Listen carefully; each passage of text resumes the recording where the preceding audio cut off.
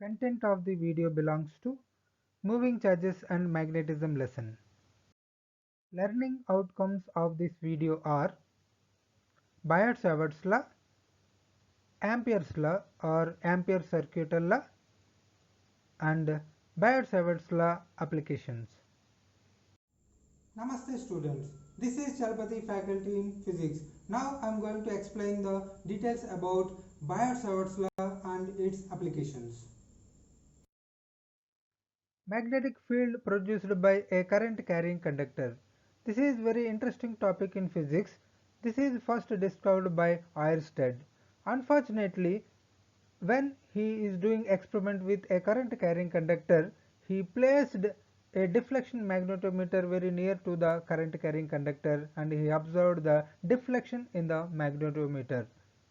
So with respect to that, he identified that magnetic field is associated with an electric current. This is a discovery of the Ørsted. Later on, Ampere and as well as Biot and Savart performed a series of experiments to study the magnetic field produced by various current carrying conductor. Ampere gave the direction of magnetic field produced by the current carrying conductor, and these two people, Biot and Savart, studied about different shaped current carrying conductor and in which way they will give the magnetic field, what are the factors affecting the magnetic field produced by the different shaped current carrying conductors like finite current carrying conductor, infinite current carrying conductor and current carrying circular coils. Let us see one by one. Biot-Savart's law. So Biot and Savart studied about the magnetic induction produced by the different current carrying elements. Consider one current carrying element, say an arbitrary element, for example xy. Now due to this current carrying element, what is the magnetic induction at a point P which is at a distance r from a particular length element dl. So now our aim to analyze the magnetic induction produced by a small current carrying element dl. For suppose this dl element is at a distance r from the point, or the point is at a distance r from the length element, small, very small length element, and as well as that length element is making an angle theta with the radius vector r, for suppose. Now they studied about this current carrying element and they identified four factors affecting the magnetic induction produced at this point. So those are, so according to Biot and Savart, the magnetic induction produced by this small dl current carrying element, the magnetic induction dB, is directly proportional to the current I flowing through the conductor. If you pass more current, then the magnetic induction produced at that point will be more. If you decrease the current, then magnetic induction also decreased. That they identified. So mathematically we can write like this: dB, magnetic induction produced by small dl element proportional to I, that is magnitude of current. And second factor, the magnetic induction dB is directly proportional to the length element dl. Mathematically we can represent, that is dB proportional to dl, means if you consider more length element, means current carrying conductor length is more, then the magnetic induction produced at that point will be more. So means directly proportional. The third factor they identified, the magnetic induction produced by the dl element dB is directly proportional to the sine of the angle between the length element and radius vector, that is which is joining the dl and point P. So here you can observe that theta is the angle between dl length element and as well as radius vector r. So here the magnetic induction dB is directly proportional to the sine of the angle between these two, dl and r. So that we can mention like this: dB, the magnetic induction due to small dl current carrying element, proportional to sine of the angle between dl and r.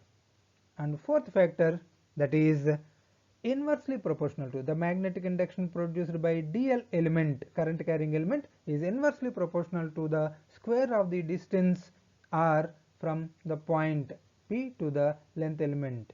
So that mathematically we can represent, that is dB proportional to 1 by r square. Means if you consider the point very near to the current carrying conductor, then the magnetic induction will be more at that point. If you consider the point little bit away, then the magnetic induction produced by the current carrying element will decreases. That is dB, that is inversely proportional to square of the distance.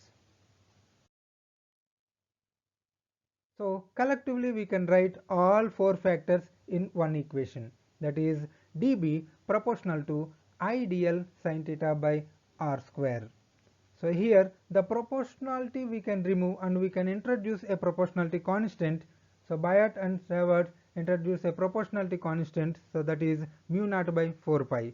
So the final expression will be dB, the magnetic induction due to the small current carrying element dl, that is dB equals to mu naught by 4 pi into I dl sin theta by r square. So this is the expression they studied and they gave finally. With this expression we can get many details about the current carrying element's magnetic induction. For example, the current carrying conductor is a straight line, the current carrying conductor is a square, the current carrying conductor is a circular loop. For what it may be, we can get the magnetic induction produced by those current carrying elements.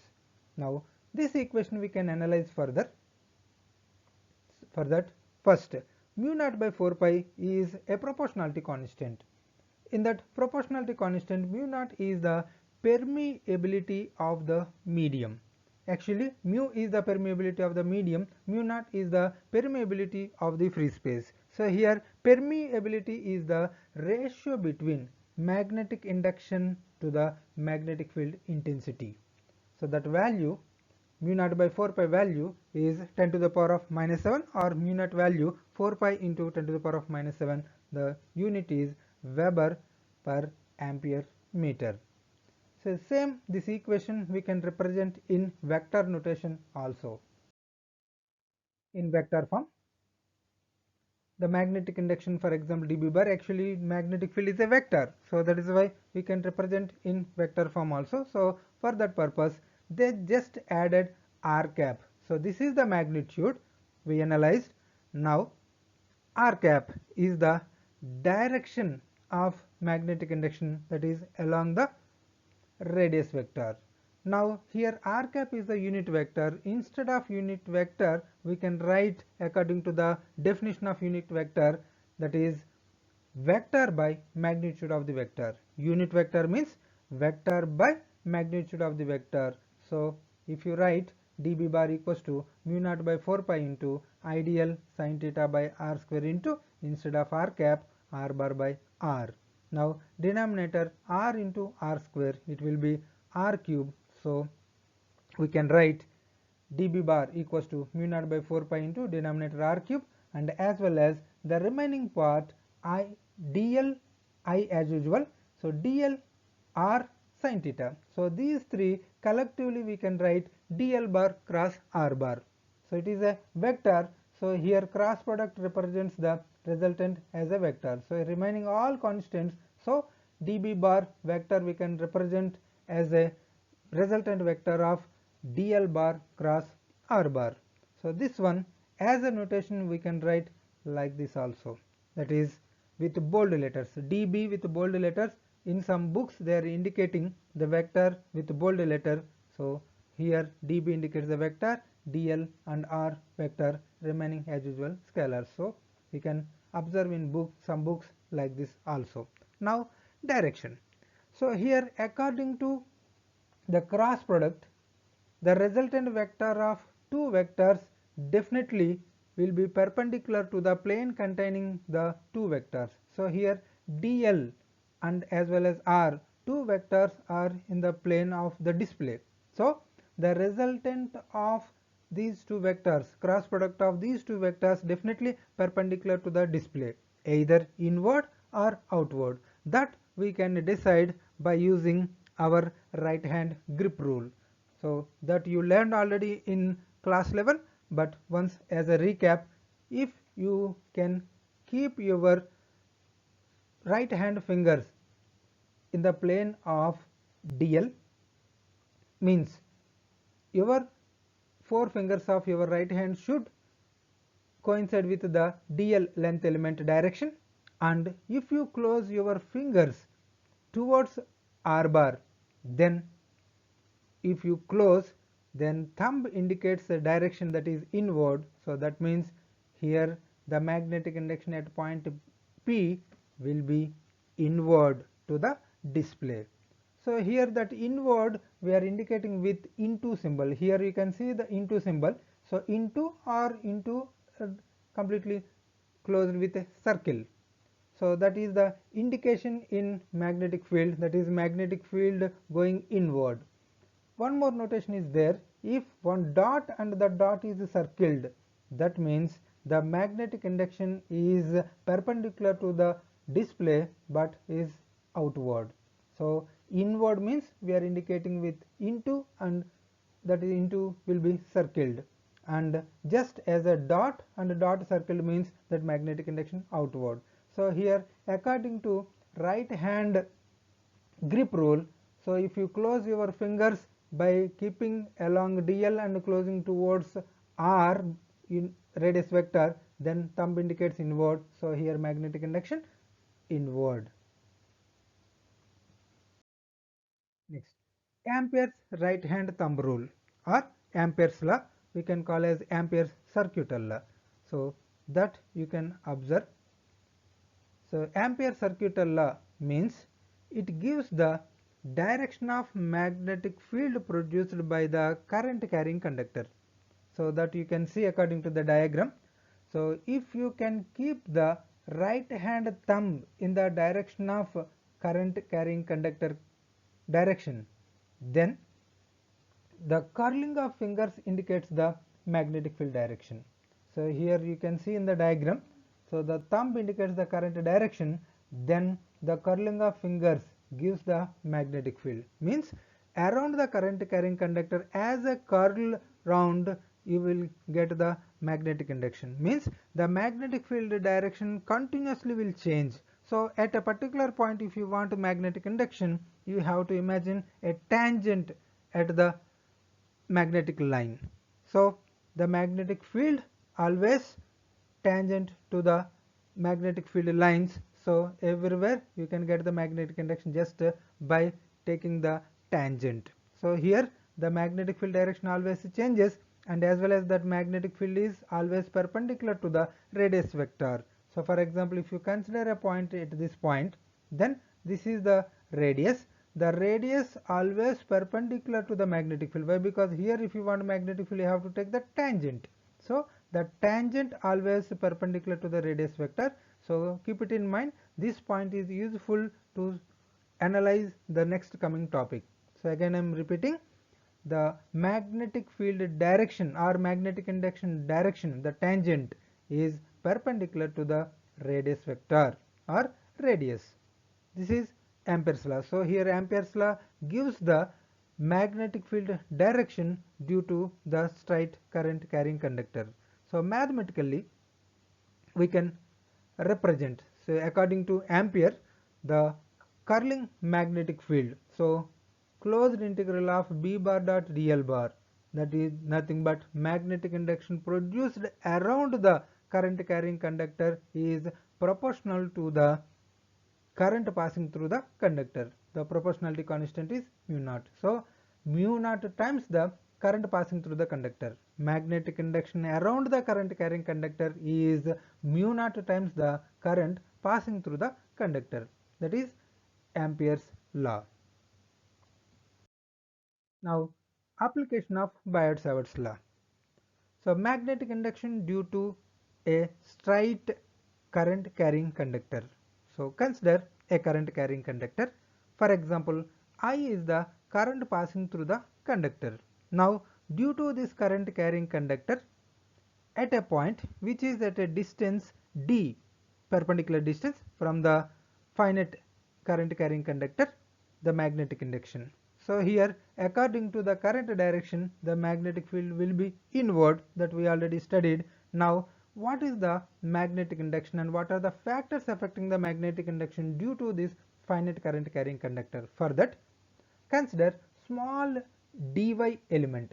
If you consider small dy element, then you can apply Biot-Savart's law.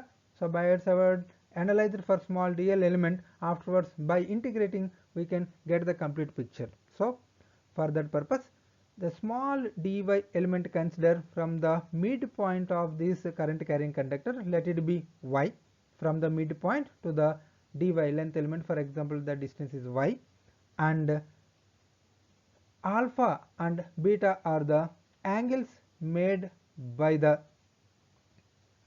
line elements joining the ends.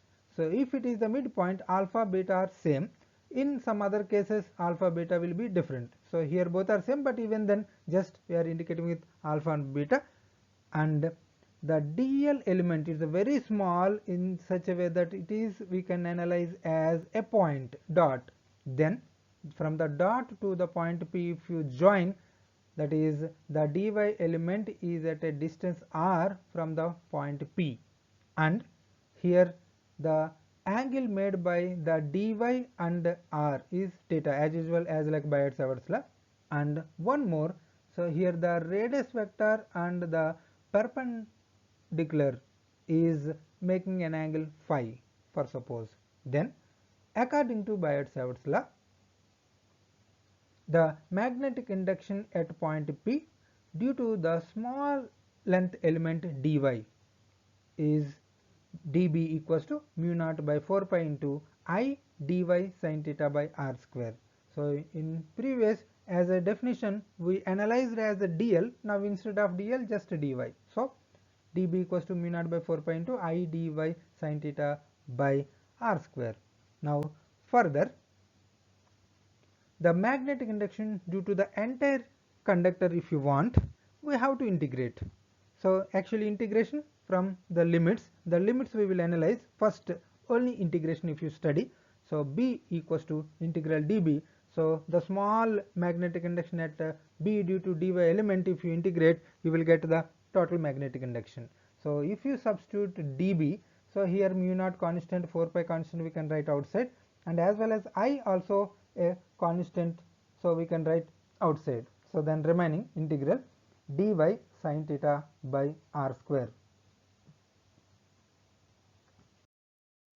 Further, from the diagram we can consider tan phi. So here one triangle, just I am showing with the laser point. So in this triangle, tan phi equals to, so tan means opposite side by adjacent side, so nothing but y by d. So from this we can consider y equals to d tan alpha. So here dy small element is there. To analyze the dy element, I consider y from the diagram. Now if you differentiate this expression y equals to d tan phi, so if you differentiate, y will become dy, then d constant into tan phi on differentiation secant square phi, and phi differentiation d phi. So with respect to the differentiation we will get expression like this. Now we can substitute dy here and we can analyze further. So before that, here secant square phi also we can analyze from the diagram. So secant phi, nothing but it is the reciprocal of cos. So cos nothing but opposite by, sorry, adjacent by hypotenuse. So secant means reciprocal, so hypotenuse by adjacent. So here same triangle, if you consider, secant phi equals to hypotenuse by adjacent, so that is why r by d. So from this we can write r equals to d secant phi. So instead of r and instead of dy we can write these two expressions, then we will get the equation b equals to mu naught I by 4 pi as usual, instead of dy, d secant square pi d phi into sin theta as usual, by denominator instead of r square d square secant square pi. Now we can get cancel secant square phi and d, and in d square get cancelled. So then the resultant expression will be simplified. But one more thing, so here instead of theta we can write 90 degrees minus phi. So here theta phi, and here it is a perpendicular 90 degrees, so 90 plus theta plus phi equals to 180 degrees, or here theta equals to, we can write 90 minus phi. So from the triangle we can consider theta equals to 90 minus phi, so that also we can substitute here. Then the expression will become b equals to mu naught I by 4 pi into, so here secant square get cancelled and d square get cancelled, only d available, and sine instead of theta 90 degrees minus pi. Now further sine 90 minus phi cos phi, and d is a constant, so we can write outside. And before that, so I said limits we did not take, so here now we can analyze the limits also. D phi is the integration element. Now due to the integration element we will get the limits now. So here if you consider dy element at this edge, then you will start from beta, and if you go up to this end, then you will get the element up to alpha. So but with respect to midpoint, if you analyze, alpha is in clockwise direction but beta is in anti-clockwise direction, so then we can analyze, means this phi we analyzed with respect to the midpoint. So with respect to the perpendicular line, so beta is in anti-clockwise direction angle measure, so that is why minus beta, and it is in clockwise, alpha measurable in clockwise with respect to this perpendicular distance, so that is why it's a positive value. So we can apply the limits minus beta to alpha, so d phi and cos phi by d, so that d we can write outside. So in the next step, if you write like that, then b equals to mu naught I by 4 pi d into integral minus beta to alpha cos phi d phi.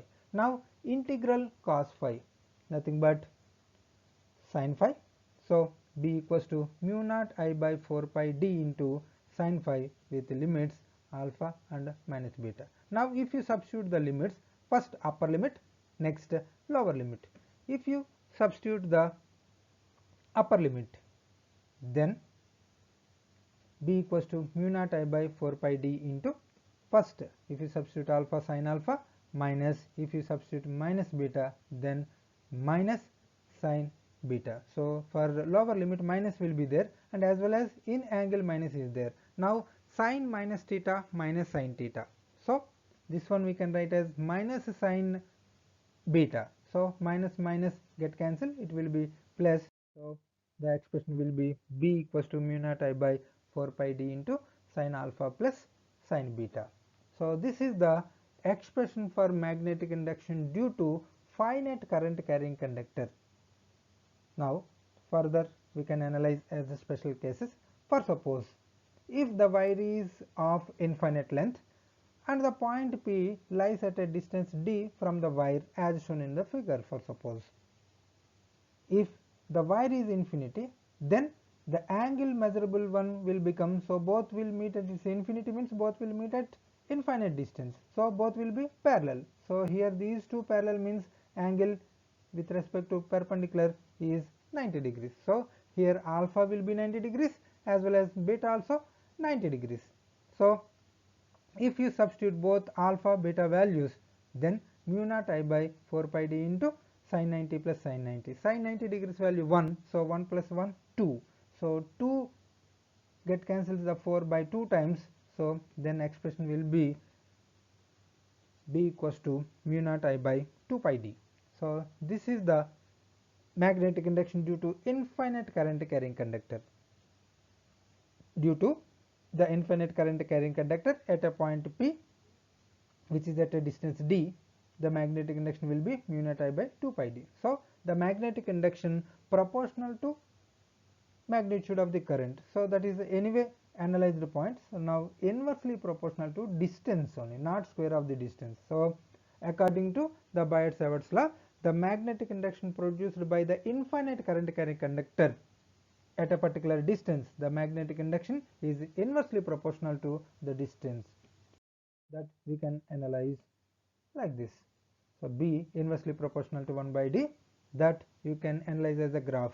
If the point is very near, then magnetic induction will be more. As we are going away from the current carrying conductor, then magnetic induction decreases because it is inversely proportional. Next, Ampere's law.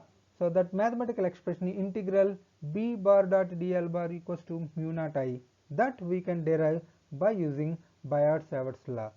So that is, so according to Ampere's law, if thumb indicates the current direction, the magnetic induction produced by the current carrying element is mu naught times the current passing through the conductor. So for that purpose, for example, consider a point P at a particular distance L from the current carrying conductor. So here already D. Now for example, the point we consider at a distance L, then according to Biot-Savart's law, we can write B equals to mu naught I by 2 pi L. Now for example, if we shift that 2 pi L towards left side, then it will be B into 2 pi L equals to mu naught I. Now this 2 pi L we can write integral dl. For example, this total circular element you can consider as a small dl elements, number of elements, it gives the total 2 pi L. Then integration of dl, you will get total 2 pi L. So here dl is the small element of the circle. If you integrate, you will get total 2 pi L. So we can write entire B into 2 pi L as B bar dot dl bar with closed integration. So this is the Ampere's law. Next, one example problem. An infinitely long conductor carries a current of 100 milliampere. Find the magnetic induction at a point 10 centimeter away from it. So given data, current I equals to 100 milliampere. So milli means 10 to the power of minus 3. So 100 into 10 to the power of minus 3 is nothing but 10 to the power of minus 1 ampere, and as well as distance D 10 centimeter. So here centi means 10 to the power of minus 2. So that is why total 10 to the power of minus 1. So distance 10 to the power of minus 1 and current also 10 to the power of minus 1 ampere. According to the Biot-Savart's law formula, the magnetic induction due to infinite long wire, that is B equals to mu naught I by 2 pi D. So in that mu naught value nothing but 4 pi into 10 to the power of minus 7. So if you substitute 4 pi into 10 to the power of minus 7 into current 10 to the power of minus 1 and 2 pi as usual and distance 10 to the power of minus 1. Now if you get cancelled 10 to the power of minus 1 and as well as pi also get cancelled. So if you get cancelled pi and 2 divides 2 times, then the resultant will be 2 into 10 to the power of minus 7 Tesla. So all are MK system of units. So Tesla or Weber per meter square. So this is the answer, that is magnetic induction due to infinite current carrying conductor at a distance 10 to the power of minus 1 meter. Next, the magnetic induction inside a current carrying conductor. So far we discussed the magnetic induction outside due to a current carrying conductor. For example, the current carrying conductor is having certain cross section area and certain radius. Then what is the magnetic induction inside? And what are the factors affecting the magnetic induction inside the current carrying conductor? To get those details, we should know the little bit clarity about the current and all. So here current means generally we are discussing about uniform flow. So the current passing through the entire conductor, but it is uniform means current passing through a particular area is a constant, means that we are calling as current density. So current density J we are representing, that is current passing through unit area is a constant for a uniform flow. So if you consider any area, so there will be a particular quantity of current flowing through that one. You can compare with a current water flow in a particular pipe. If you consider low cross sectional pipe, then less amount of water will flow. If you consider bigger pipe, it can take more amount of flow. So here the water flow depends upon cross sectional area of the pipe. Similarly, here also the current is proportional to the cross sectional area, but the current density here, water flow as a particular constant, water only will flow. So similarly here for a uniform flow of current, the current density, current passing through unit cross sectional area is same for a uniform flow.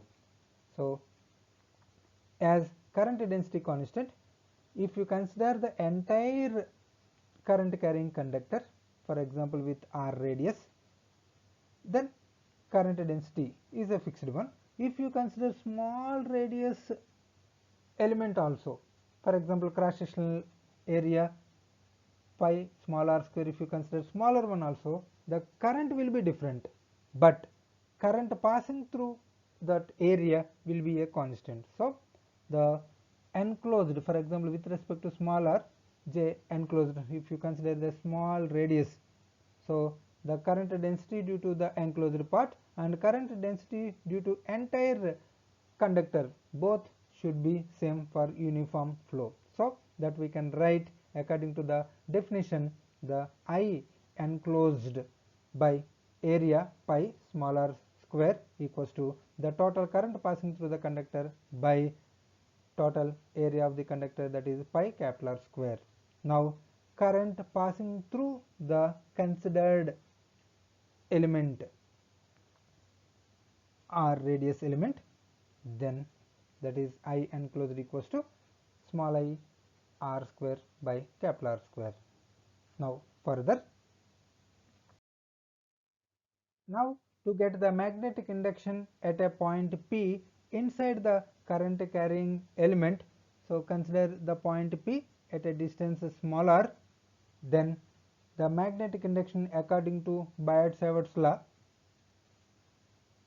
the magnetic induction at P due to current carrying conductor is B equals to mu naught I by 2 pi d. It's a general expression from the derivation, but if you apply here, here the current is I enclosed and the distance of point P from the axis of the current carrying conductor is small r. So if you substitute both, therefore magnetic induction at inside point B is mu naught I enclosed by 2 pi r. But I enclosed we analyzed in the previous slide, that is I enclosed equals to I r square by capital R square. If you substitute I enclosed expression in this equation, you will get B equals to, therefore B equals to mu naught into, instead of I enclosed, I r square by capital R square by 2 pi r. Now further, if you simplify, r square r get cancelled, then the remaining expression will be B equals to mu naught I r by 2 pi r square. So here r square get cancelled, then only r at numerator, capital R square at denominator. So according to this expression, we can conclude that magnetic induction at a point inside the current carrying conductor is proportional to length element, proportional to the radius. As radius increases, the magnetic induction also increases. So from the axis of the current carrying conductor to, if you go up to the surface, the magnetic induction increases. So according to this formula, the magnetic induction is maximum on the surface of the current carrying conductor and on the axis r equals to 0. So magnetic induction 0 at the axis. So these 2 points are very important, that we can analyze according to the graph also. So you can see here the magnetic induction is maximum when the distance is capital R, means on the surface, that is mu naught I by 2 pi r. If you go outside, we already analyzed, that is B inversely proportional to the distance, but inside the magnetic induction B is proportional to the distance. Hence, we can conclude the magnetic induction at a point inside the current carrying wire is directly proportional to the distance from the center of the wire to the point. Thank you.